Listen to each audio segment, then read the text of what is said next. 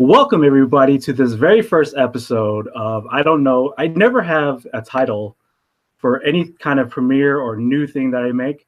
So this is the very first episode of what this podcast is going to be about.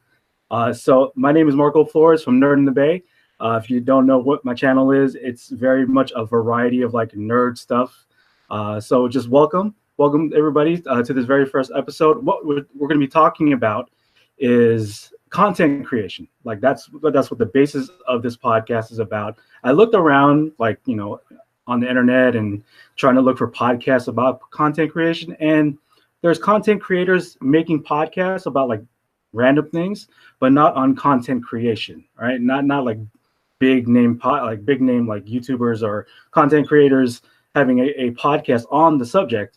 So I was like, hey, maybe I should make one of my own and try to find people that does this sort of thing that I do, while trying to do real life and this thing that we do for like YouTube and Twitch and all that stuff. So welcome to the very first episode. Again, my name is Marco Flores, and tonight, actually, because it's nighttime, with me is Wes Gardner, KamiDaHobo. Let me introduce you there, Kami. How are you doing today? Yo, sir. How are you? Thanks for having me, my friend. My name's Wes Gardner. I'm KamiDaHobo on the old internet, and I've been at the content creation game for about 12 years now.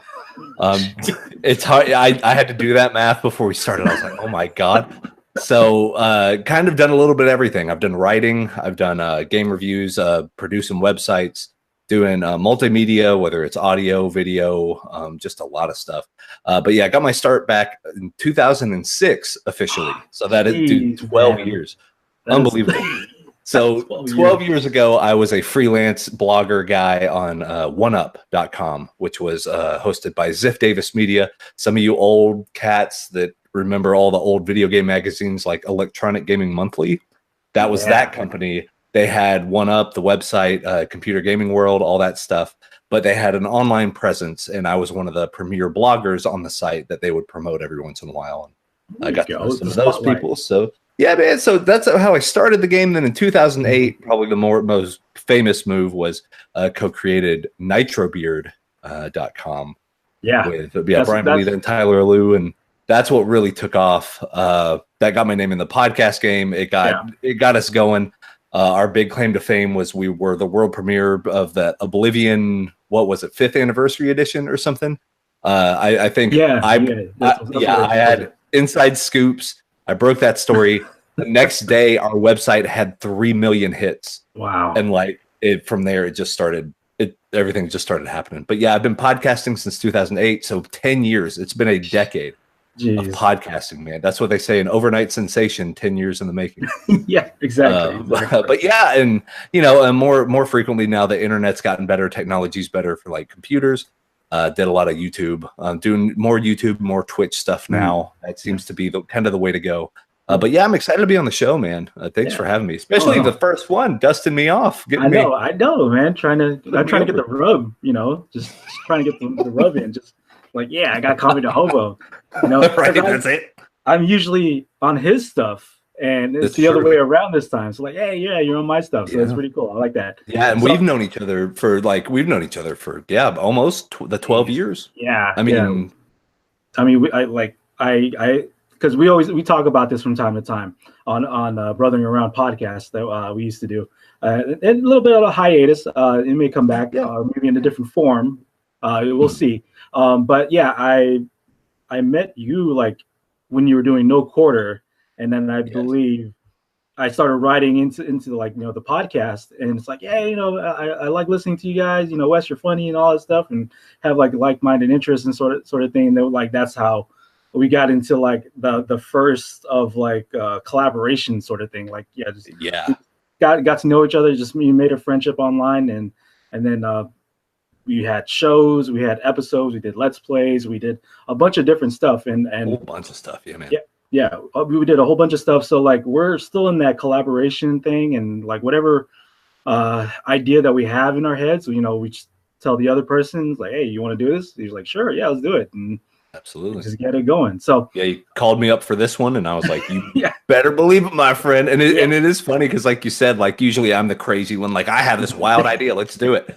Like we've done Power Hour, we did like live streams, we've done all sorts of stuff together. But then you got me and you're like, I have this idea for an interview show. And I was like, that's a great idea, especially just for content creation. Because like you said, content creators are busy creating content. Like they're making their own stuff, but you never really see behind the curtain about what it takes and what's on people's minds. We would sometimes break that fourth wall on like Brothering Around, like you said. And even like on our Twitch stuff, on our live things, or we might have some vlogs or like channel updates to talk about where we're at, but never that kind of one-to-one, really the inside baseball. Let's talk about it as a job and as a thing. As we're doing it. As you're doing it. And how do you go about making content, or what goes through your mind when you have an idea? Like those type of things. And that's what I'm excited to like dig into on this. For sure. And like when we do have those episodes of like just talking about content creating, like I started like again, not to sound a little freaky, but like get my juices going. It's like, I like where we're going here. For sure, man. But yeah, like as we were talking about the episodes like of Brothering Around, like we were talking about other stuff, but like like I said, content creating was like a little bit more on my wheelhouse, because we like we just mentioned, we're in the thick of it as we're making content, as we're trying to see what works, see what doesn't work, and all that stuff. So, Wes, you were saying, like, literally, you're basically answered my first question, like how you started content creating. But like where did it all start? Like, where did the inspiration of trying to, just either make a name or just getting your opinion out there? Like, where did it all start? What was the inspiration from the very beginning? Wow, yeah, that's a good question. And like if I were to really like peel that onion and go all the way back, it was probably, and one of the reasons why I wanted to go to Ziff Davis and kind of work with the people there at that is I grew up reading video game magazines. Oh yeah, for sure. And I remember, I even remember there was the official PlayStation magazine, which came with a demo disc, right? I wrote a letter to them to see, how they would take like question and answer stuff. I remember asking something, and I can't remember what it was. I think it was about, of course, if it's me, it's probably like Japanese role-playing games. I asked something, and it was actually answered in one of the magazines. Oh, nice. Your letter was featured. It was John Davison, and at the time he was the main copy editor, and it was like on the middle part of the page. I wish I still had that issue. But it was just a quick like 2 or 3 answer deal. But dude, you would have thought I just got elected. Like, exactly. I was like top cloud nine. I was like, oh my God, my name is in this video game magazine forever throughout the local man makes it big. I was in this nationally publicized deal. My question was answered, and this is my ticket. And then, of course, nothing comes from it. But it's cool to see your name in the thing. But that started getting the idea of like, well, maybe if my question was good enough, maybe I'm on the right track. And even this is back, middle school.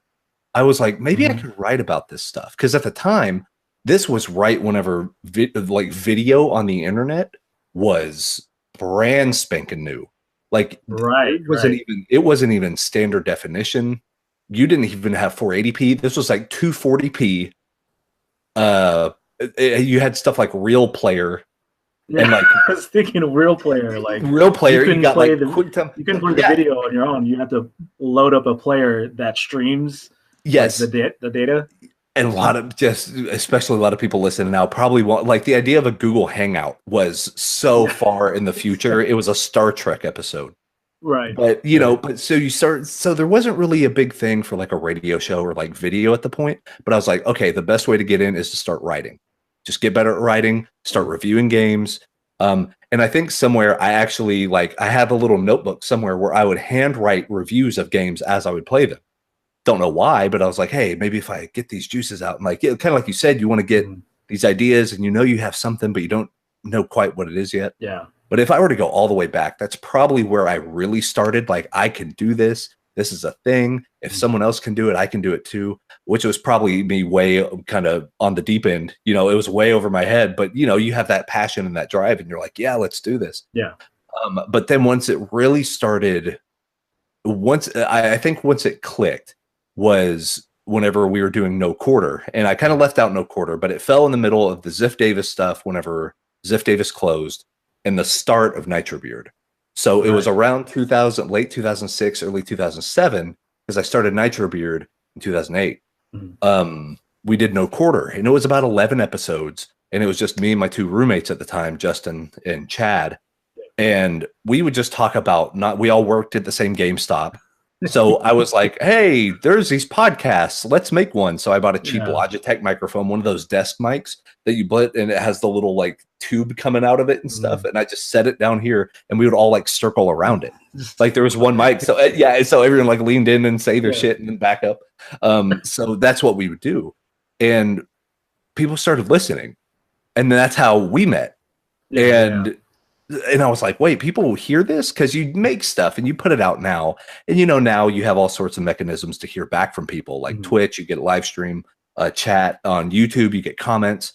But when you're making a podcast, and it was like the early days of iTunes syndication, it was all that stuff was just starting. No one knew anything. Like we just started, we were talking to the wind. We were like, oh, let's say some funny stuff and no one's going to listen anyway. Right. So let's just make ourselves laugh. And we did, but then people started listening. And we're like, well, maybe this might be a thing. And when you realize you get feedback from like the stuff that you do, like it's pretty like amazing and astounding. Like, wait, some people are watching or listening to this stuff that we do. The bullshit that we do. People care enough about the garbage that we're spouting that they want to like comment back. But it's fun. And once you get that initial like feedback back and forth, you're like, oh, that's for some people. I will say some creators see it and they're like, man, maybe I might go a little this way or a little that way. But it's like once you find your thing, you'll know, and it just boom, you just start laser focus, and you start making it better. Yeah, it's funny in that sense too, because like I think about it like wrestling as well, because we, of course, me and Wes are really deep into wrestling. It's when you're in a match and you're trying to get the reaction.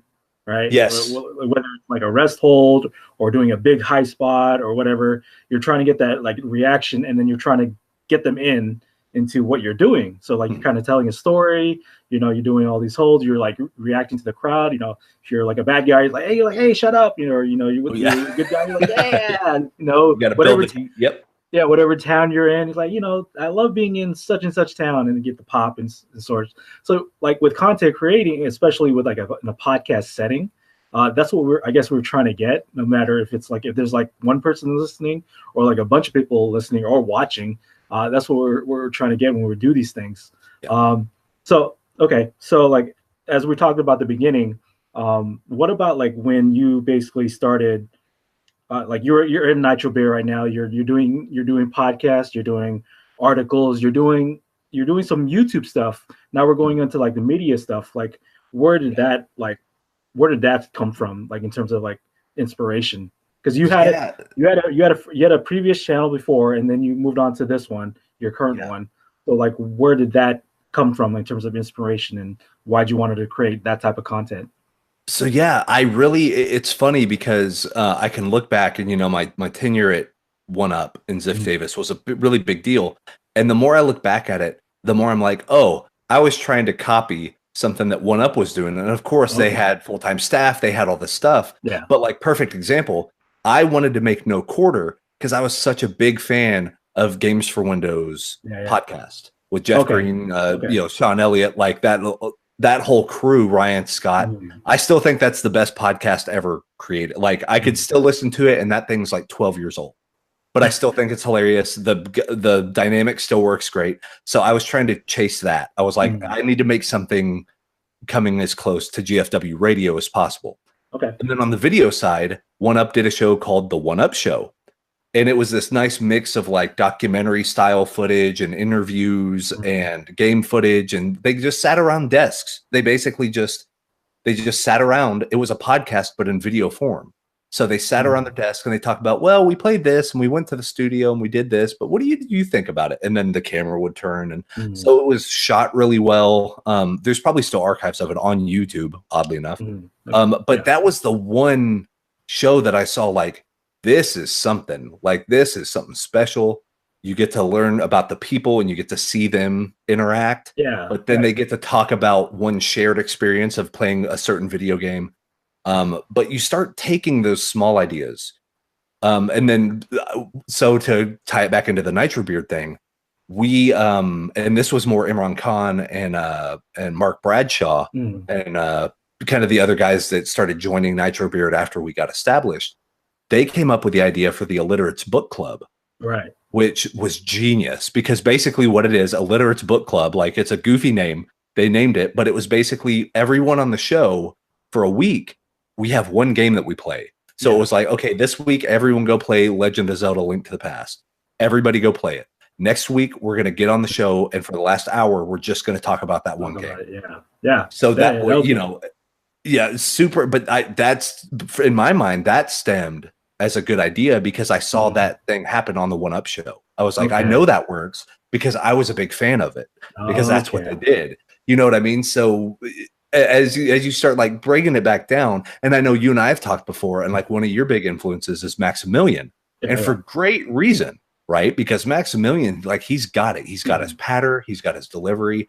He knows exactly like the type of content he wants to make. And those are the people that you want to emulate.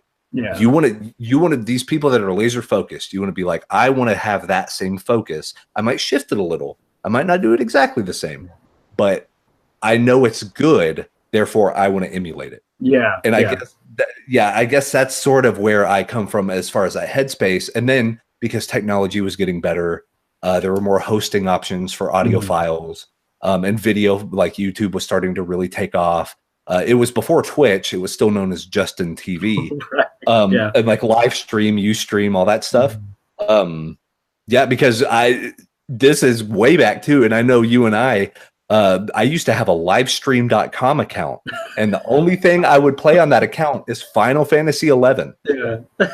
So we did some of those streams. I still I think I have one of them archived somewhere. Oh, really? Oh, wow. I need to go look at it and see how bad it is. But but yeah, that's probably from, 9 years ago. You know, that's for a long time ago.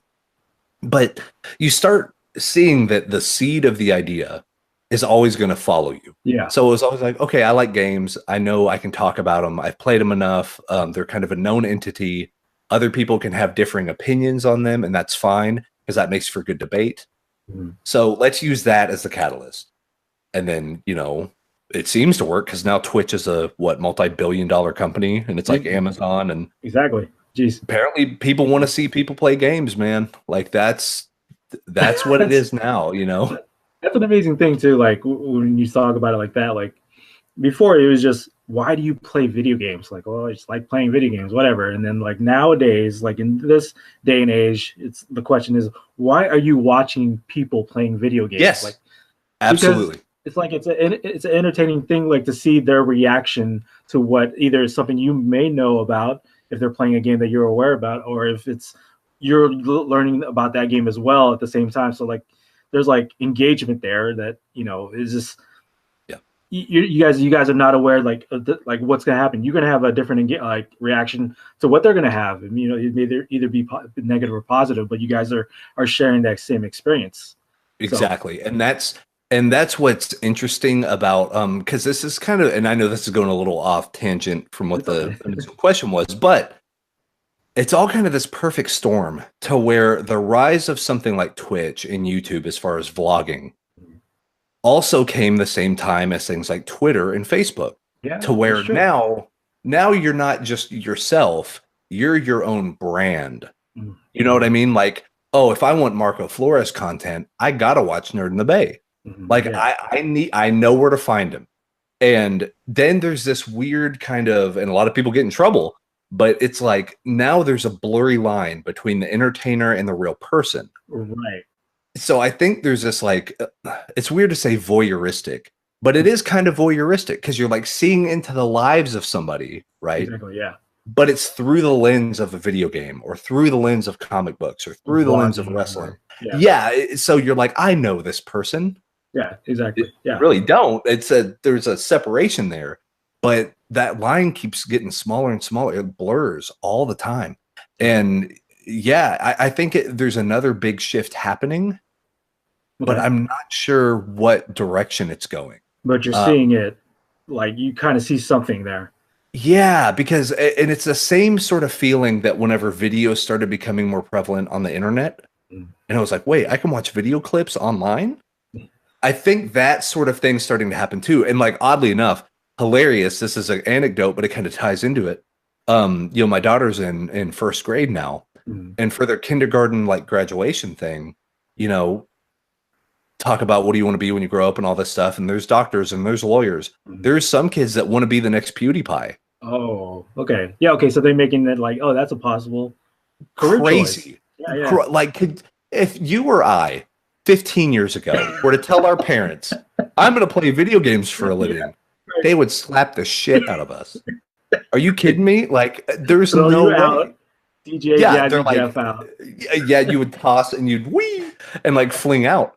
But now it's a tangible deal. You see esports, you see these kids making $1 million playing Dota 2, and you're like, I mean, there's something. There's money to be made there. I mean, as fickle as it sounds like, but like, you see these people that either are on like, the like they're aware of like where the trend is going to go. They're the first ones to be on top of that, and then like they build an empire, and then that's how it influences the younger generation. So like I want to kind of go back to what you were saying about blurring the lines, because like I know for me personally, I kind of have that sort of like trouble with like, when you become a content creator, you're either known for this thing, like you said, video games or whatever you are providing, like in terms of content, like whatever you're covering, right? So when you start either doing, so say you start doing vlogging, and you're recording like your stuff that you do day to day, real life stuff, and it kind of blurs the lines. Like, hey, we're getting to know the real so and so, the real KamiDaHobo, the real Wes Gardner, the real Marco Flores, and then like a part of that for me is like it kind of freaks me out because I don't want that to be I don't want that to be so much showcase, like it's available for you guys to watch. Like, I mean, that's my personal choice, it's my life sort of thing. Sure. But there's people that actually don't care. They actually want to showcase that. I guess because drama attracts viewers and attracts views and watch time. So like it's something that you either have to be willing to sacrifice your private life to just get that view, or and that ties back about like the whole pro wrestling, like getting the pop. Exactly. There's only, and I know we'll probably get to the advice part if we were to give advice, but like one of the small nuggets, and what you'll hear from a lot of people, and something we can kind of expound upon, is they'll tell you the only bad thing you could ever be is boring. Right. Yeah. But people want to go one or the other. Like they want to be super extreme, like in the good side of like, hey, we're gonna do this together, and blah, blah, blah. Yeah. Or they want to just build that drama and just have nothing but the gossip and the anarchy, cynicism. Look at me, I'm talking about. Like, focus is on me. And different personality types, and it does take all types during the platforms. But you gotta be aware. You have to be aware of, and I think we come from a generation to where, we remember a time without internet. Exactly. There was no internet. Not even like, there was no like YouTube. There was no internet. And when the street lights come on, your ass better be inside the house. It's dinner time. That type of stuff. But now it's so weird, because I think that might come back to the shift I'm thinking of. Maybe in 10 years, it won't matter what you say on social media. It's real. It's becoming like that anyway right now. Right? Yeah, maybe it's like, because we talked about, people are kind of jerks online because of the anonymity. Well, no, there's just some jerks online, man. They don't care if they're anonymous or not. You know what I'm saying? And it's a weird. I don't know what that's going to mean for content creation. Like, is it going to escalate more and more dangerous? Is it going to escalate to like really weird stuff that like you and I wouldn't be comfortable with doing? And now that's the new norm? Or it becomes dark internet stuff. Dark web is just the web. Like that's all it is. But no, I mean, you see it, and you hate to be morbid and like bring it up, but you see these kids trying stunts to be a YouTube star. And they end up like losing their lives. Right. And you're like, whoa, let's all take a step back, because creating content's one thing, but thinking it's going to be this is my ticket to fame. Nah, like, no. You're coming at it from an angle that's probably not healthy. And you'll know you want to do it just because I always say the thing that you're going to do with your life is the thing that you always go to bed thinking about. Right. If there's a small little, like, I should have written something today, like, or like, oh, I have a book idea. I really need to get that book idea out. It doesn't matter what the content is. If you play an instrument, if you're a painter, if you want to do vlogs, like whatever it is, but you're like, you know what? I should probably go ahead and do it. Just do it. Yeah. Just do it. Exactly. Get started. Like I said, I'm probably jumping the gun on the advice stuff, but it's like, that's all good. We'll get there. But like, for real, just be aware. Be aware when you're making your stuff that it can become bigger than you. Yeah. Like, and there's different people handle that type of responsibility a little bit different. And it's not saying one way is better or worse. There are some clearly better and worse ways of doing it. And I mean, you look at the meteoric rise, even in the past 1 year. Like last year, all we would ever talk about is like PewDiePie and soda popping. Yeah. And then guess who comes knocking? Ninja. Now Ninja's going to play with Drake on Fortnite, and he becomes like a billionaire overnight. Right. And you're like, where did this kid come from? He's doing exactly the same thing. Well, I mean, you know, theoretically, exactly the same thing. He's just playing video games, talking to celebs, whatever. But now he's blown past the Paul brothers. I mean, it just happened. And you're like, whoa, whoa, whoa, whoa, whoa. So now we're even talking about granular differences between, well, Soda Poppin' was cool and Lyric was the guy, but now it's a new guy and he's way up here. That's the thing. Like we talk about these people back, like kind of like a few years back, like, wow, they're, you know, killing it in whatever they're doing. You know, like you said, the Paul brothers, you know, they were the content creators like just a few years back. But now we're talking about like Logan Paul and KSI fight between these like, you know, these controversial people that want to have like a YouTube fight. And now that's all the people are talking about right now. Like, you know, who's going to win? Like, I frankly don't really care. You know, right. Like, have to knock each other out. But like, this is what we're talking about now. Yeah, because now it has turned into, it's not about the fact that like, oh, you know, so-and-so made a video about this video game. Now it's about this guy that makes a video about a video game and this guy that makes a video about a video game. Now we're gonna have a boxing match. Like, there's hip hop beats going on. Like dude, where what is happening? So it's all evolving, but I don't know what it's evolving into. So I think it's interesting, and I do think that it's funny because I'm a huge nerd and I think about things in like video game context. What it reminds me of is EverQuest. Whenever EverQuest first came out, big, massively multiplayer game published by Sony in the kind of mid 90s. And, you know, it came out and it got over 1 million players. Yeah. For a massively multiplayer game, it cost 12 or 13 bucks a month at the time.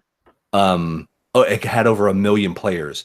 And everybody in the video games industry, if you go just Google search original EverQuest reviews and like news articles, people are like, this is the biggest game in the world. MMOs will never get bigger than this. Yeah. This is the big top tier thing. Everyone and your dog is going to be playing EverQuest, which they were. It was 1 million. And then here comes Knockem World of Warcraft. He's like, I'll see your 1 million and I'll get you up to 22 million. And you're like, okay, now every rule that I thought of is now out the window. Because now the scale has blown so wide open. And I think that's what's happening with online content creation is it's like, we think there's an upper limit and we think, oh, at the international or the StarCraft tournament or whatever, they're getting $1 million.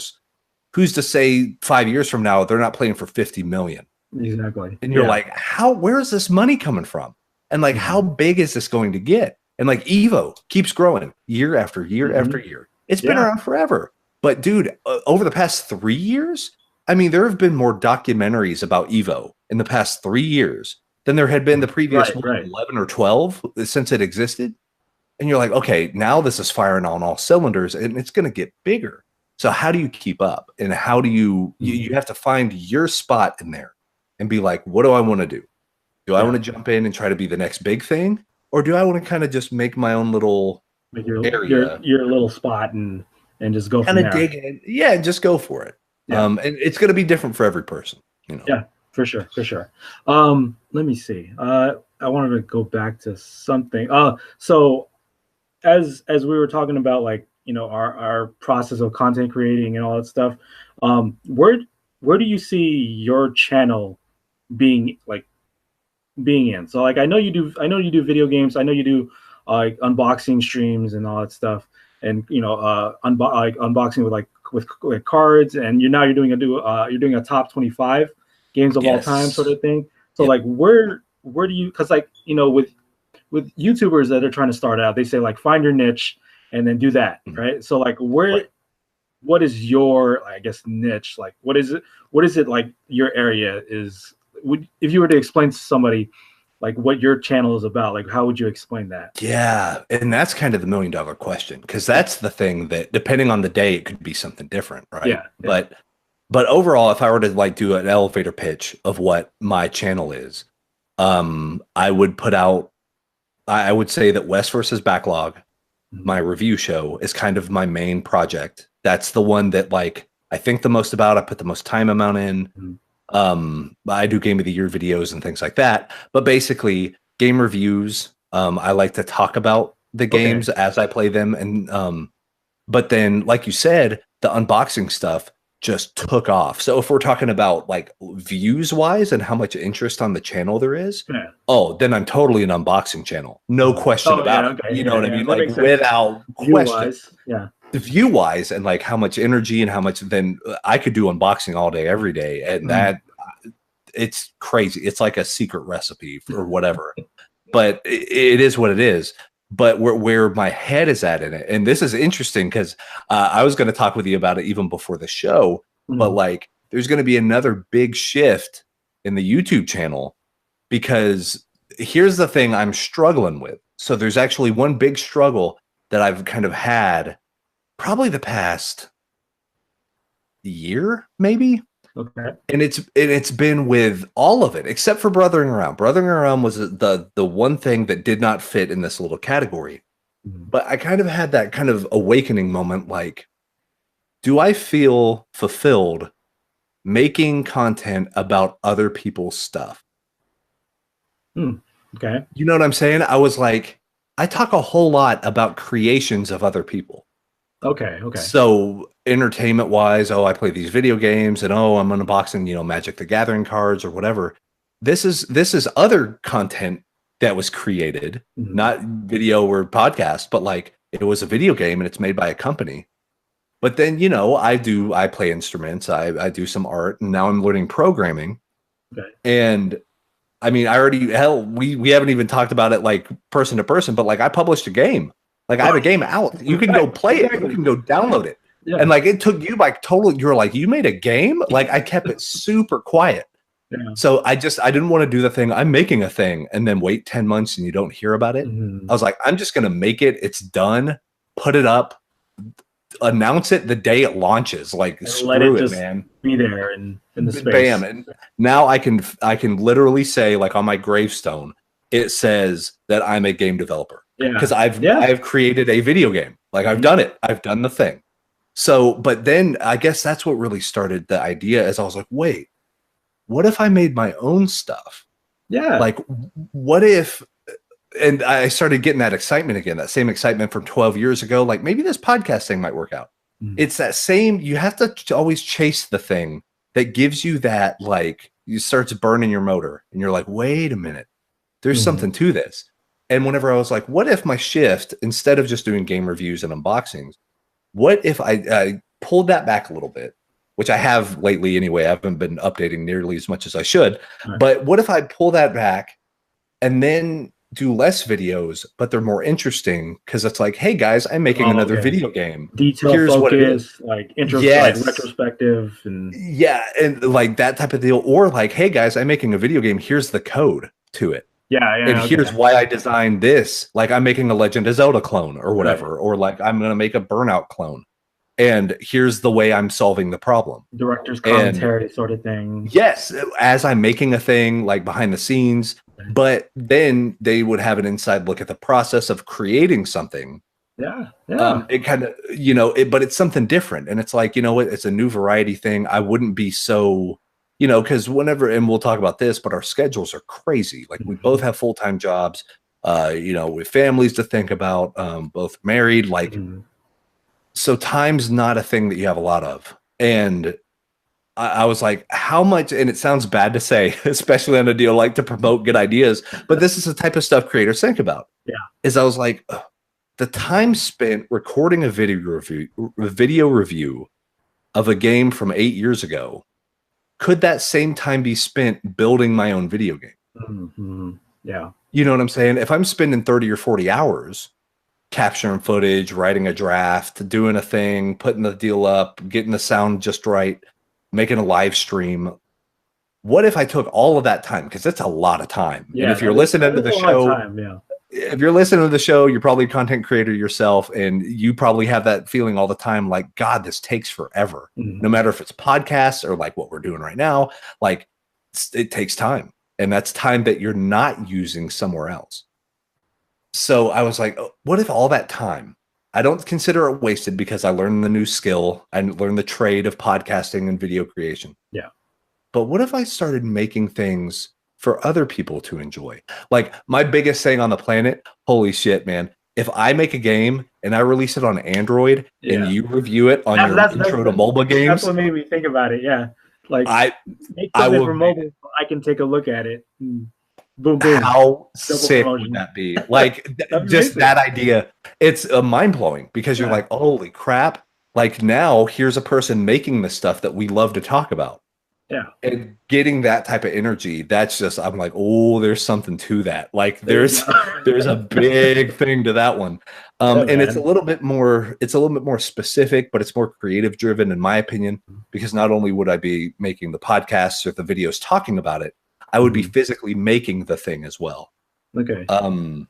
So that's kind of where my head's at right now. But as far as what my current channel is, if you were to go to, youtube.com/KamiV2 and look at what it is, I would say watch the West versus Backlogs.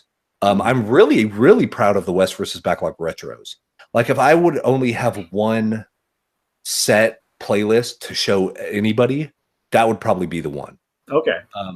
And out of all of the videos, if I would pick like one video, if you see one video on my channel, it would probably be the Quake 2, the very first episode, because I took a ton of time, man. I recorded PC footage. I recorded footage from the Xbox 360 version of the game. Recorded footage from the N64 version, from the PlayStation 1 version, and compared all of them. It's like a 20-minute video. And I'm like, it was my version at like Digital Foundry. Like I love Digital Foundry. Yeah. Oh God, it was at least 60, at least. But that's for a 20-minute video. For a 20-minute video, yeah. But then we go in it, yeah, cool. I'm really proud of it, and it's kind of my shining like And I'm hoping that this top 25 games video series is going to be on that level. Like it's been okay so far, but now we're finally in the top 10. I'm editing that video right now. I'm editing video pick number 10 to pick number 6. And that's the video I'm currently working on. But then the top 5 of all time video is going to be longer. Yeah. It's going to be more heavily edited. It's going to have music cues. It's going to be more of kind of this reverence of here are my top 5 favorite games of all time. Cool soundtrack to it, like better editing. Talk about that game for like more than a few minutes or so like that. Yeah. Just be delving into exactly why this game is at number 5 or 4. Yes, and I think, and because the nice thing is I recorded all of the narration in one day. Oh, cool. So all 25 games, I did it in one sitting. But that whole thing took about an hour and 45 minutes of me just talking in order. Here's number 25. Here's number 24. Here's number blah, blah, blah, blah, blah. But I will say the last 5 took about 35 minutes of that hour and 45 minutes. Man. So yeah, dude. So it's a long burn. It's a slow burn, but it's something I'm passionate about. So I'm like, okay, I got to give these games their proper due. Yeah. And I got to talk at length about them and just really give.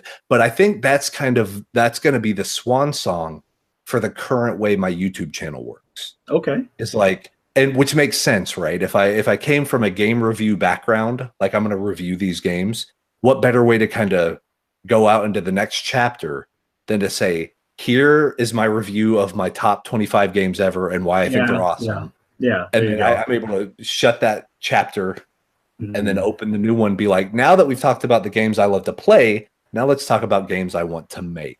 Yeah, and now there you go. you start, boom, you just flip that 180, and now it's a whole different vibe. It's a whole different channel. Yeah. It's exciting. Like, just that idea of like, what does that mean? And there's no more rules anymore. I don't have to follow a guideline and a strict thing. Like, I can do whatever I want. And there's this nice creative freedom that comes with that. Yeah. So I mean, and that's what channels essentially are, is the thing that you want to make, right? So when people start to put like guidelines or how it's supposed to be formatted comes into play, like I don't know, for me personally, like the advice of pick a niche and just do that, like pick something, just one thing, and just focus on that. Like I it's hard for me to do that because I like too many things. Like, correct. I like video games, but yeah, I also do like comic books. I also do like anime, and that's why like my channel is the way it is. I chose to do all those things because that's what I like to do for me to create stuff. But like, if I'm going against the grain of the rules, I'm maybe growing slower than I actually should be. Or like the amount of time that I put in and all that stuff. Like maybe I should be 100,000 subscribers now if I just focus on the one thing. But because I like all these types of content that I'm creating, that's where I'm at right now. Like, well, I'm close to 1,000. Like it's getting up there pretty fast recently. With the number of subscribers that I'm getting, being a variety channel. But like, just hearing that rule set of like, either just focus on the one thing and just be that, like, that doesn't vibe well with me. But I do understand that is how the game is played in terms of like other channels and other creators. It's like, and to me that advice is kind of poisonous. Like, just pick the one thing. Well, unboxing's working for me, so I should just be an unboxing channel. Right. It's like, do you know how bored I would get of getting just boxes of chintzy crap sent to my door? Like, come on, man. Like, you have to shake it up. And you have to shake it up for your like mental well-being. Exactly. Because we kind of ran into this whenever so in 2015, I had just it was right before 2014 to 2015. Oh yeah, okay. I basically just got like done with a retail job. I was an assistant manager somewhere, and it was before I made the decision to go back to college and finally get my degree. So I had nothing to do. I had nothing to do. So I was like, you know what? I'm going to go for it. I'm going to try to be a Twitch guy. 40 hours a week. Let's do Twitch.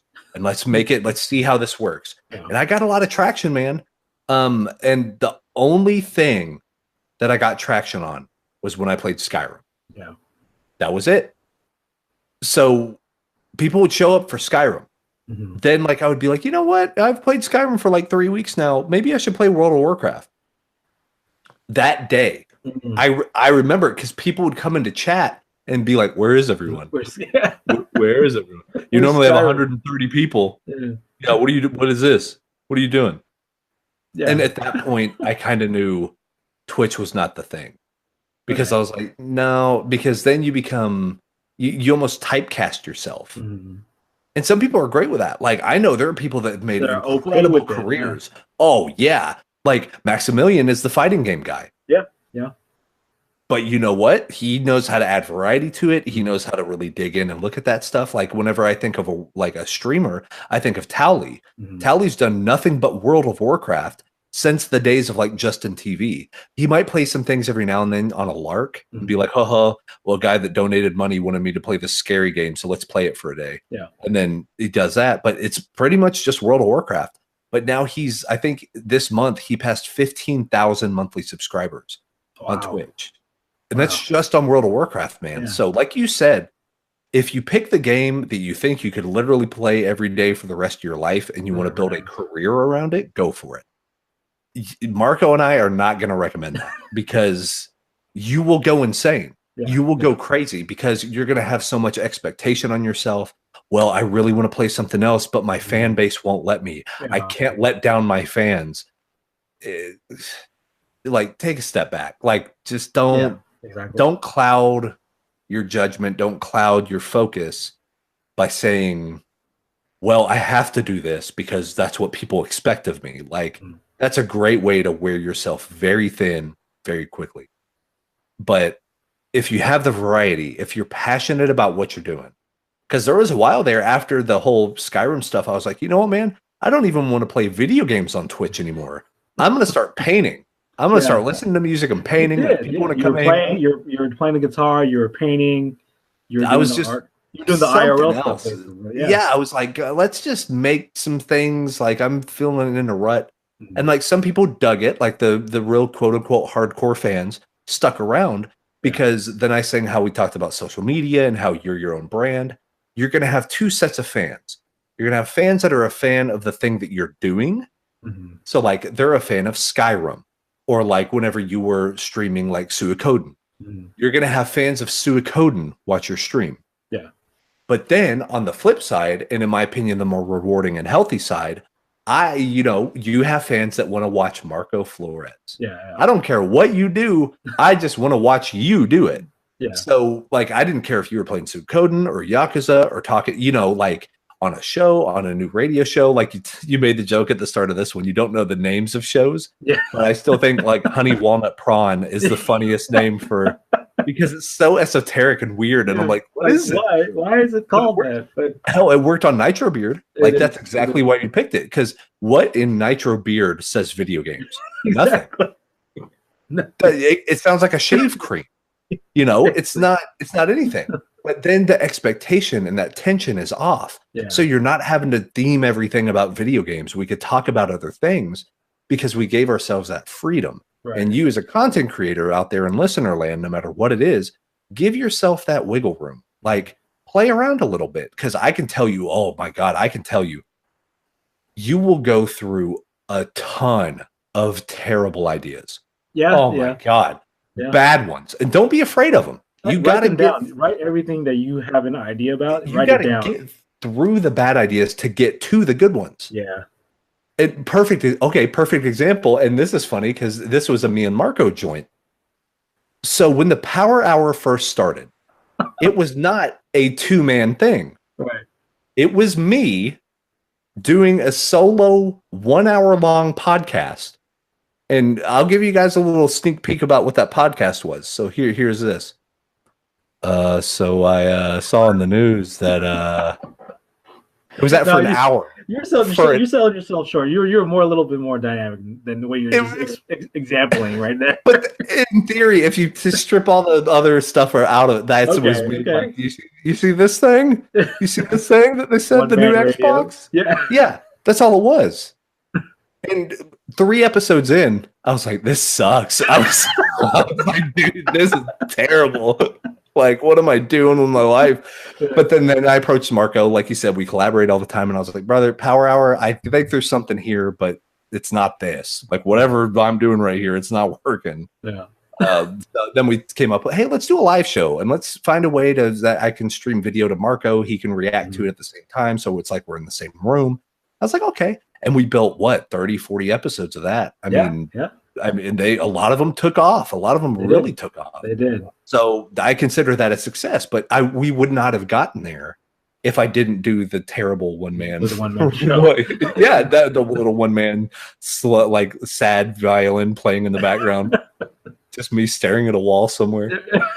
But you got to get through it. You got to get whatever idea, just get it out. And there's an old saying in writing that it's easier to edit than it is to write. So just write things, just get everything down on paper. Like you said, just get it written all down. Because then you could be like, nah. Yeah, exactly. You have a menu of options. You have a big selection that you can choose from and then go forward from there. But if you and I'm as guilty as anyone about it, I'm getting better now because now I'm like, just do it. Just do the stuff. I used to be like, wouldn't this be a cool idea? Yeah, that would be a cool idea. Man, someone should do that idea. I bet one day someone will do that idea. It's like, what are you doing? Do it. Like, do the idea. Talk to yourself in the mirror and then just bounce that. And like, wait, I'm looking at myself right now. Yes. What should you do? Like, let's just do it, man. No one else has done it. Or even if they have, I think I could do it better or different or whatever. Like, because here's the thing, ideas are cheap. I have so many ideas. I know Marco has so many ideas. Anyone that's going to be on this show has so many ideas. They'll die before they could even write all of them down. Exactly. Yeah. But it's about doing it. Just do it. Just go in there. And even if you got to go to the store and buy a cheap $5 microphone, a USB headset, use what you got. Like, you don't have to have a 1080p video camera. You don't have to have like big fancy microphones and stuff. Like, just start with what you got, make a thing, and see what you liked about it. See what you didn't like about it. And like, the sound kind of sounds crappy. Well, that tells you buy a better microphone. Save up some money, but you have to start somewhere. Just start. Just, you know, I think Stephen King says that he says, I can't remember the exact quote, but he was like, basically the difference between a writer, you know, like a professional writer and someone who just does it as a hobby is the professional writer knows to write through the ideas that suck. Just keep writing. Don't get, oh man, I'm not very good. He's like, I don't care if I'm very good or not. I have to write. Like he has that thing in his head where he's like, I have to have a book a year. I just have to keep producing. And you're going to get better. If you're producing at that type of clip, you can't help but get better because you're doing it faster. Repetition, you're doing it more often. Yeah. And like, the more you do it, the better you're going to get. And that's for anything. Yeah. You know, get in there. And that's good that you made that example about like Stephen King, because like I know for me, like if we're going back all the way to the beginning about like what the inspiration is, like for me, I just wanted to make something. I didn't know what it was. I had I told this in a recent interview, is that I was part of a martial arts team, and that a lot of that was fulfilling my creative, ideas. But once like doing performances and stuff, but once I looked in the mirror, I just looked at like, hey, I'm the old guy in that team now. Like, I'm not going to be able to do the stuff that the younger guys are doing. So like, how am I going to like either get my fill in, or how am I going to feed my creative ideas? I was like, okay, well, I want to make something. What is it? So like the very first video that I had was like a Q&A show with my brother Princeton King, where we just sat in the car and we just, we asked people to give us questions and we just talked about it. And then that was our first episode. And then it became this kind of like the very first episodes of the Power Hours. Like I wanted to talk about things in the news, and like I was like doing a graveyard shift at work, so I couldn't record it inside the building. So I was like, I went outside, sort of thing. So like it starts evolving into something, and then like I was like, yeah, I want to talk like as I play video games. So like how do I do that? And I'd figure out what kind of equipment I need to get, and you do all that research. It's like, wait, like I play video games on my phone, and I think I have a digital camera somewhere. I just need to get like a cheap tripod, and that was like $15 at Target. And then I went to go get that, and I just pointed it at my phone, and then I just made videos and like, yeah, this is what I'm doing. I'm playing like mobile game, and then all of a sudden it becomes this series that people actually watch. I was like, what the hell? Like you guys watch this stuff? It's like 200,000 views, dude, or something like that. Real Steel one. So like Real Steel, like people like robots and fighting whatever for whatever reason, but like I had some hits on a ghetto ass setup, like just cheap tripod and an old phone. Like that's how the idea started. And then once I started getting like the more recent stuff, like, okay, well, I can screen capture now and do a little bit more production and find what the apps can do, like editing and putting an intro and music and all that stuff. It becomes like an ever evolving, like you're like Ghost, and you're molding this clay, and like Patrick Swayze is guiding your hands and sort of thing. But don't make love to the the Swayze ghost. So, But it has been really cool to kind of see that like through your stuff. Because now they all have thumbnails. Now it's done with the text scroll stuff, intros, and like seeing that, and it's like, oh yeah, this is it. Like it's taken however long. And like it was funny, you talked about I was putting a tripod thing at a phone and recording a thing on a thing, and it brings up a really good point. And this is something that I wish I heard, and probably that you would have heard whenever we first got started on our thing, was I guarantee You can take it from me, the seal of approval, KamiDaHobo himself, and from Nerd in the Bay. You will not make the worst thing on YouTube. Yeah. You won't. Well, I promise you. You think you might. Yeah. You won't. You're already at the middle of the pack. Just keep it. It sounds rude and it sounds mean, but just know in confidence, you're not going to make the worst thing anyone's ever seen. Exactly. Far from it.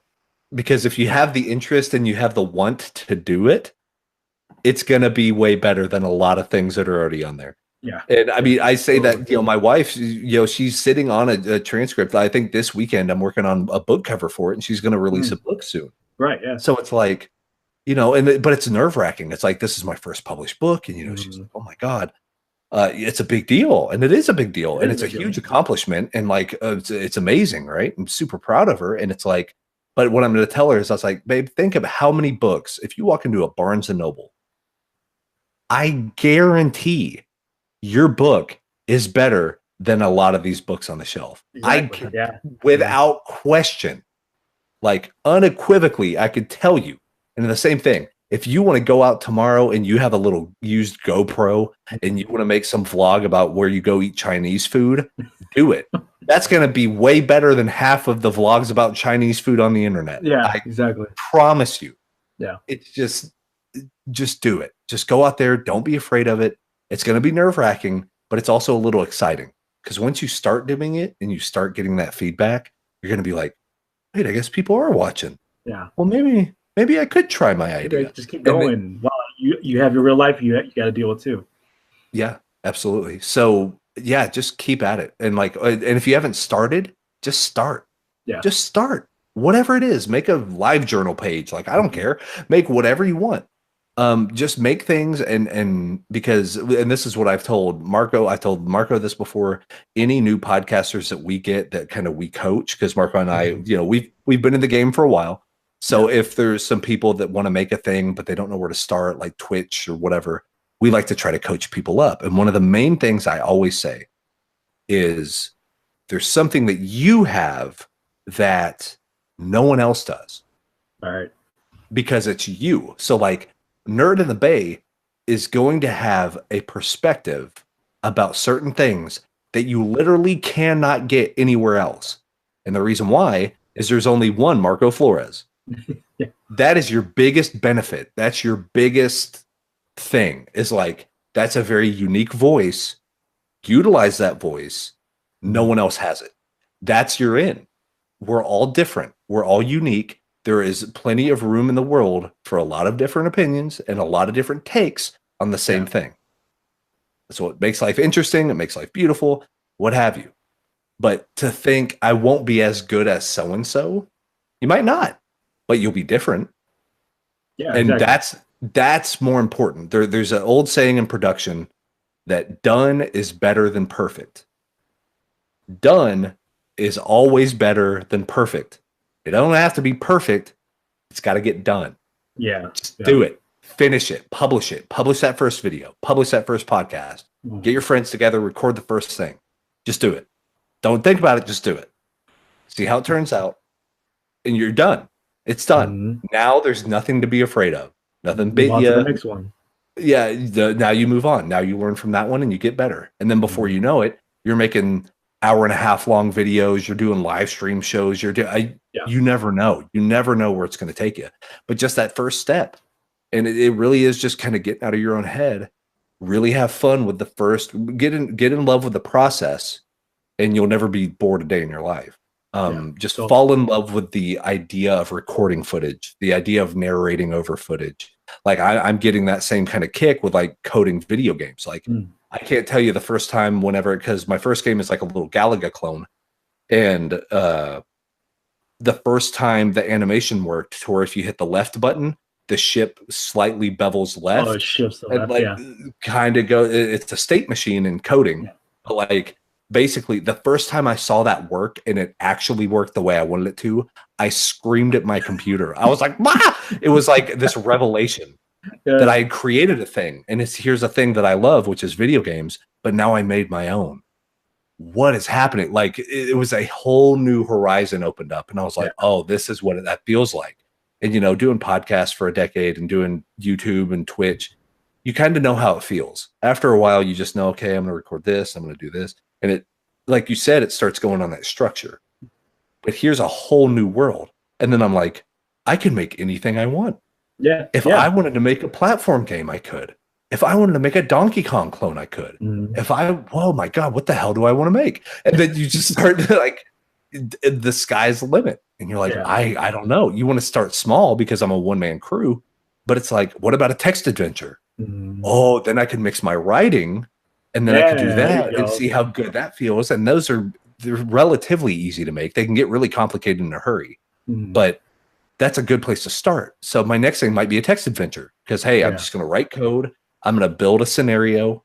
Like, is it steampunk? Is it cyberpunk? Is it going to be a fantasy game? Like, what's the storyline? And am I after the jewels, or like, what's going on? I have to build a story, and now I have to narrate a character and a player through that environment. Like, that's so crazy to me because it makes you think about it in a whole different way. Yeah. But it's about finding that, whatever gets that spark going, and like really going forward. Like, okay, I'm onto something. Just follow it. Just, you don't know where it's going to take you. Just follow. Yeah. Yes. So absolutely. That definitely will get us into like kind of like the final portion of this show.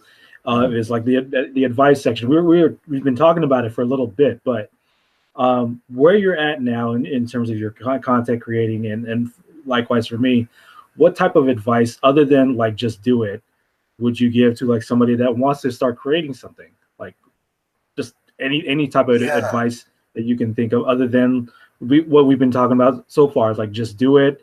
You know, it's gonna suck, but just keep going. You know, just learn from those, and then like, what is there any other kind of advice that you would give for a starting creator? Yeah, actually, and this is one that doesn't get talked about a lot. Don't be so hard on yourself. Yeah, totally. You know, because it's very easy to get very stressed. And like both Marco and I could tell you, we could have a 10-hour podcast about some of the stress. But it's as a creative person, and if you're listening to the show, you're probably either wanting to create content, currently create content. So you're a creative person at heart. You like to make things. The hard thing about being a creator is you constantly want to get better. But it's okay to be good. Yeah. You don't have to be great. You know, and it's a weird piece of advice, but it's like, it doesn't have to be perfect. You don't have to have the Michelangelo complex. Yeah. It doesn't need to be like every certain thing. Like, it's nice to do that for some things. Like my top 25 videos, I'm kind of taking a little more time with. That top 5 video is going to be a whole, very detail oriented, and that's okay. But don't sell yourself short. Don't think that everything has to be of that specific quality, or like, it's okay to take breaks. It's okay to take a month off. Like, take care of yourself. You know, don't be so hard on yourself, because the stress of it is the killer. It's not the mean comments on YouTube. It's not the, I listen to your podcast, you guys suck. Like, I could listen to that stuff all day and I think it's funny. Yeah. Like, I don't mind. I sincerely don't mind. But it's in my mind knowing I just worked a crazy 50-hour work week. I have to record this 2-hour-long video. I have to do an 1.5-hour long live stream. Yeah. I'm in the middle of a let's play. I'm like, calm down. You gotta, and I gotta tell myself that, and I'm the worst about it, dude. Like, but you have to be easier on yourself, because it's like a water bucket. Every time you put another thing on your plate, you're taking water out of that bucket. You can't pour from an empty bucket. Yeah. You can't. So you got to fill the bucket every once in a while. It's weirdly refreshing. And I'm now learning to get, and as I'm getting older, like I'll be 33 in January, but as I'm getting older, I'm learning, it's okay if one day I just want to watch TV. Exactly. You know what I'm saying? Like, because I'm always in this, what do I make? I'm going to create something. I need to produce something. I haven't put out something in a good while. Yeah, but people are waiting, man. They're waiting to see that new YouTube thing. Yeah. And I've told them it's coming and it hasn't come yet. So now I feel guilty. Like, it's okay to not do anything. Yeah. it's okay. And I'm still battling with that, but it's fine. It's fine to just have a nice dinner and like drink a beer and not worry about shit. Enjoy life. Don't worry about it. Like it will be here. And thank goodness things like YouTube and Twitch have archives, because I'll tell you what has been a godsend for me, and I bet some of my people are so tired of seeing it. Before I do a new episode, because right now I'm doing a Final Fantasy IX Let's Play. Right. Before I do any new episode, I show a full marathon of all the past episodes. Catch them up, yeah. Which is right, exactly. So it catches them up, but it also is a 12-hour live stream that I don't have to be present for. Yeah. Wow. Like, so they're getting content. Like I'm producing something. It's a video on demand. It's a marathon, but it's something I already did.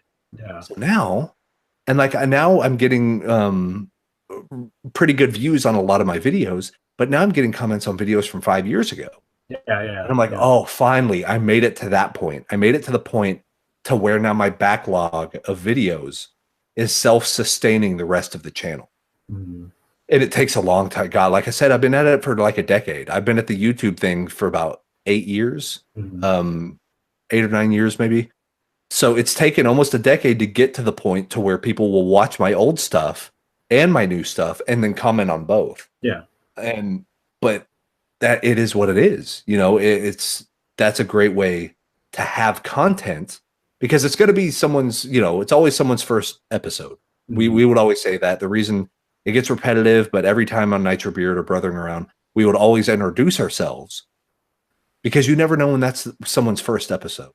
Yeah. Like, yeah. it could be you don't want them to jump on, like, you know, episode whatever and like, how come nobody's introducing themselves? Like, I had no idea. Who are these people and what are they? Yeah. Yes, exactly. So you have to always do that type of stuff, because you never know. They could watch a video from 8 years ago and that's their first video, or they could watch what I'm going to put out next week and that's their first video. So they should know where I'm coming from throughout that whole spectrum. But that's my actually, besides just do the thing, my number one piece of advice is take care of yourself. Like, take care. Don't stress about it too much. It's fine. It's supposed to be enjoyable. If you want it to be a career, it's a different conversation. Yeah. Then we start talking about scheduling your time and treating it like a job and, you know, business correspondence and all that stuff. But if you're a hobbyist and you just want to make a thing and you want to talk about stuff that you love, just do that. And who cares if it's 4 months between uploads? Who cares? Like, do it at your time, at your pace, and you'll figure it out. But don't put it, I need to be the next ninja. I need to be the next, like, get that out of your head right now. Not be the guy, the person, the girl. Yeah. The big thing. No way. Yeah. But yeah, that's for me. But what would you say, Mar? I'm interested you know, like, that was good advice. To be okay with not being okay on things. Another thing I would probably piece of advice I would say is, whatever you're doing, whether you think it's a bad idea, a good idea, we often hear this in wrestling too, is commit full blown, like 100% commit to it. Yes. Because a person that is either watching you or listening to you can smell it from a mile away if you're just half-assing the act or you're just phoning it in. Like, you don't want to be that guy's like, oh, he's just fake hype. Like, that's often like comments are left on Maximilian's reaction videos is like, oh, he's just fake about his hype, like his reactions, because he just wants the views. Like, no, I think he's actually legitimate on how his reaction, because he's reacting to things that he likes. So, like, you know, the fighting games, of course, is he's going to react to.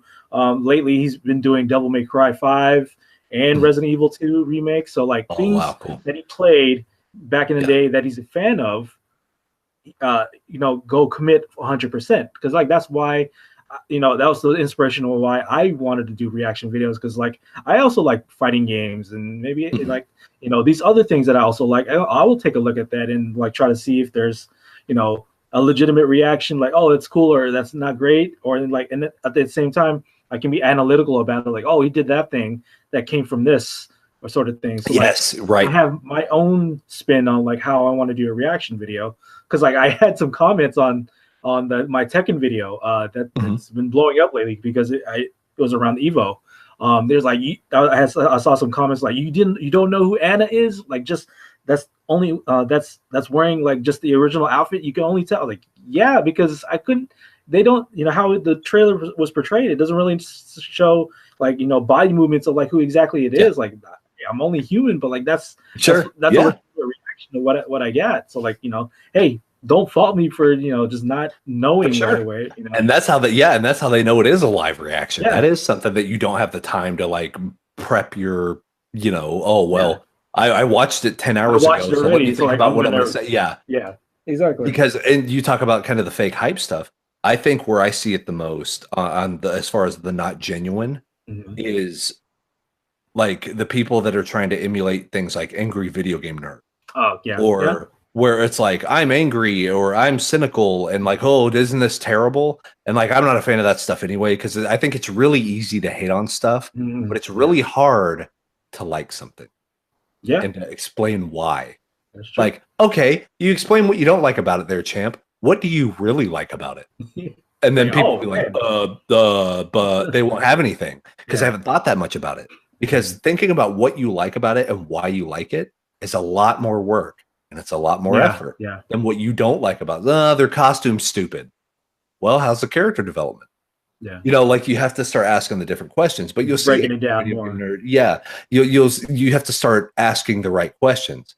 And with like Angry Video Game Nerd and nothing against the channel. I mean, it blew up and Cinema Sins and all that type of stuff. They're pointing out bad things, or not bad things, but like stuff they would fix, or like I don't like this, or I don't like this. It's very easy to fall in that trap because it's easy. I mean, it's super easy content. Oh my God, I could spend 500 videos talking about games I don't like and why I don't like them, but that doesn't do anyone any favors. Like, I'm not offering a solution at that point. I'm not saying I didn't like this, but you could do this, because that's a different video. But people fall into the trap, and that's how you can tell if they're fake or not. Are they really upset about something, or are they just kind of parroting? Oh, Superman 64 is a terrible video game. It's like, yeah, we know, because everyone's like about it. Like, oh, I never played it. I'm just saying. Like, I just heard it was bad, and you're like, okay. Once you start parroting stuff without even getting your own opinion. Weird, right? Like this is that. If you don't have your opinion, what do you have? Exactly. Right. So why are you even in the game? Like, what are you trying to do? Like, people want to hear a genuine expression or belief or opinion about a thing. They may not agree. You may not agree with them, whatever. But seeing the different kind of mentalities when it comes to this type of stuff, that's what's going to sustain the whole vlogging, Twitch. People like to watch people, like going into the voyeuristic thing, and to kind of wrap up all of the stuff that we've talked about. People like to watch people. So be a genuine person. Yeah. Don't put on radio voice all the time. You don't have to do all the, hey, whoa, we got Sharpie markers. I'm going to write all over my face. Like, is that what a real person does? Like, is that how a human being acts? Probably not. Because you're going to be less tired. Because just think, if you have to be like Krusty the Clown, you're just on all the time and just like you're going to burn out so fast. Just be yourself. Be yourself. Talk about things you like. You can talk about things you don't like, but no one wants a channel of just negativity. I mean, some people do, but those are not the fans that I would want. So build your stuff the way that kind of that old adage, treat people how you want to be treated. Build your content for the type of person you want to watch your content. It sounds weird, but like we, during our live streams or during our YouTube stuff, we have a very specific kind of level that we stay at, because we don't want to get a whole bunch of like LOL troll, like we're not into that scene, but we're also not, and no offense to younger people out there, but like my prime demographic is not 9-year-olds. I mean, I just know who my audience is and the people that I would want to speak with. This is not to say I don't want, if a 9-year-old's watching right now, Mazel Tov, God bless. Like, keep making content. If you want to get in the game, do it. But it's like we're making stuff for people around our age. You're talking about your mid-20s to mid-40 person that just wants to do some stuff online and make a name for themselves, maybe, or just have something as a hobby. I mean, and adult hobbies are fine, man. Like, if you want to just make some videos every now and then just to do it, and hey, this is fun. Just go. That's all. Yeah, that's all anyone even needs to. Like no one expects anything else. So just do that. Do the thing that you really enjoy, and do the part that you really love to do, and the rest will take care of itself. It really will. And yeah, that'll come from both Marco and myself. Yeah, we've gotten to where we're at today, and it's still under the radar. We're not making ninja money. We're not doing any of that stuff. But like, I would say my quote unquote online career of coming from Ziff Davis, writing blogs, to doing and creating No Quarter, and then Nitro Beard, or helping create Nitro Beard, and then going into like Brothering Around, the Twitch stuff, YouTube. Like, I'm proud of my online career. Like, I wouldn't change anything about it because it had to go through all those steps to get where I am today. But now I'm able to be interviewed on shows. I'm able to be, we're able to think of an idea and make it happen. And I think that's the goal. That's the goal no matter what you're in. Just imagine being so good at painting that you're like, I know what I want to paint. And then you just paint it. Yeah. I know what song I want to make. And then you just write a song. Just make the song. Like, that's where we're at on our YouTube and Twitch career. It's like, you know what? Let's try this. And then we just go for it. And it's fun. And it's cool to be at that level. But just know it took a decade. Like, it wasn't a quick thing. Yeah. And I'm glad it took a decade because those lessons that you learn, even little things like how to talk into a microphone, you learn these small little nuggets of information and they just build and they get bigger. Yeah. And that's why I always like to say done is better than perfect, because if this one video took you 2.5, 3 hours to record footage for and do whatever, the next video is going to be half that time because you're better. You're better than you were before. You've done it. You have more experience. You got to get through your failures. You got to get through the bad stuff to get to the good stuff.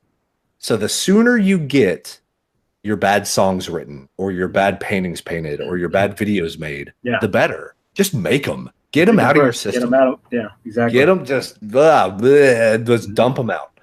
And then you're going to start making stuff that you're really proud of and that you really like to look at. And that's where all the fulfillment comes from. And it gets addicting. You're like, I could make even more stuff. Yeah. And then it starts building too much. It gets crazy. But that's a whole other issue. But overall, that would be kind of my overall take from it. It's just slow, slightly build, learn something new each time. Yeah.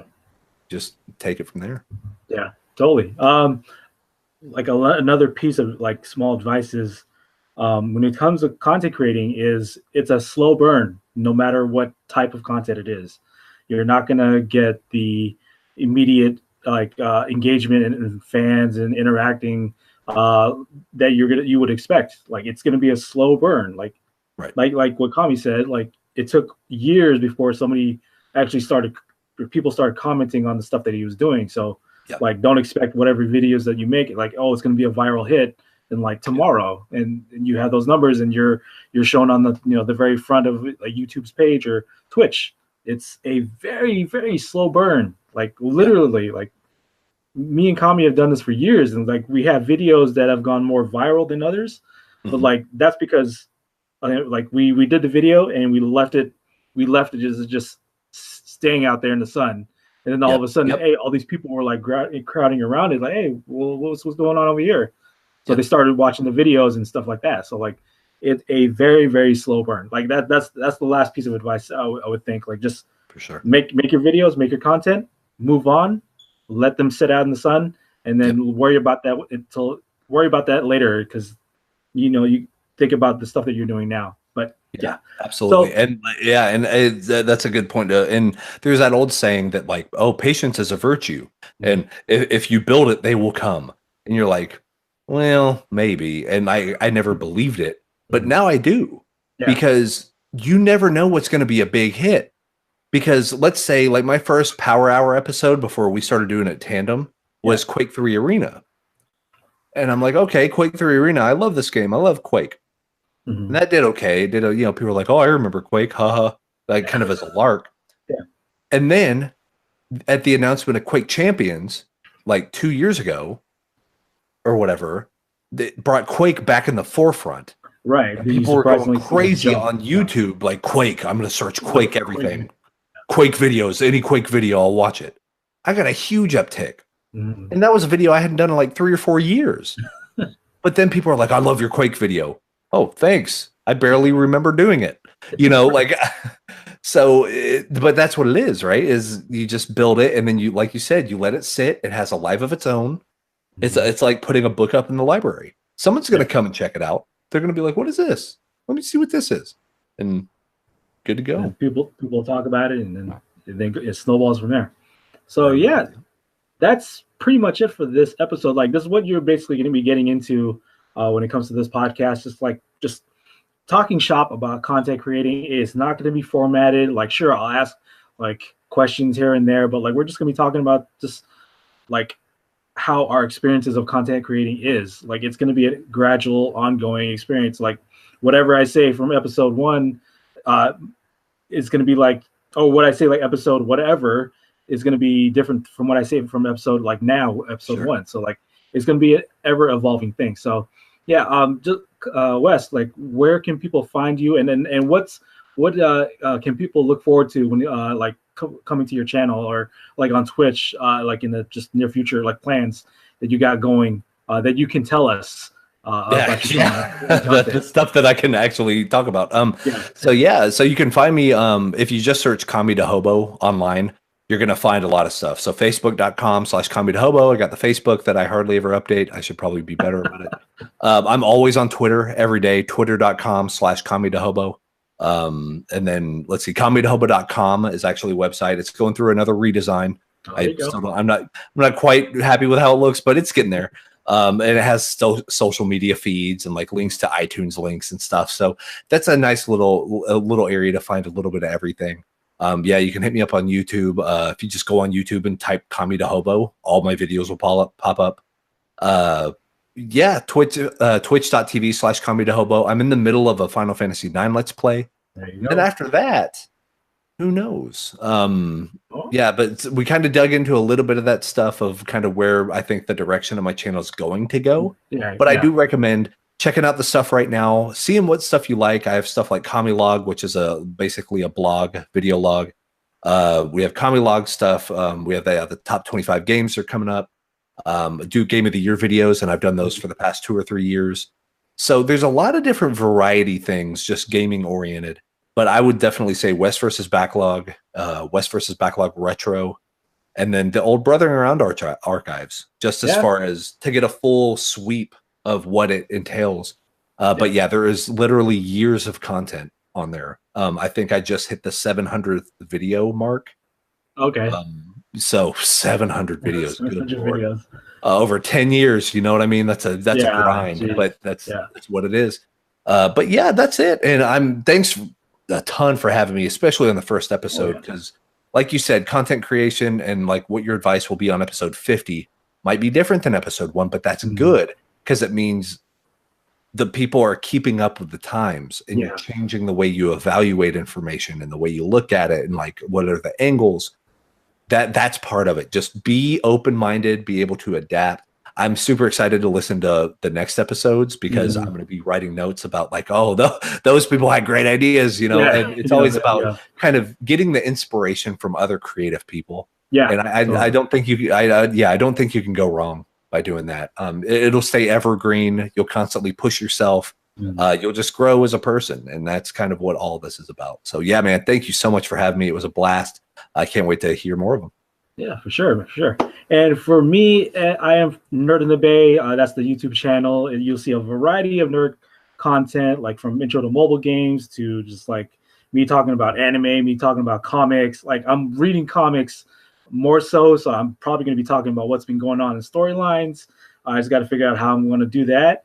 Like I said, anime, like martial arts, like I'm still training, but I'm not like showing footage. So that may be popping up in the near future.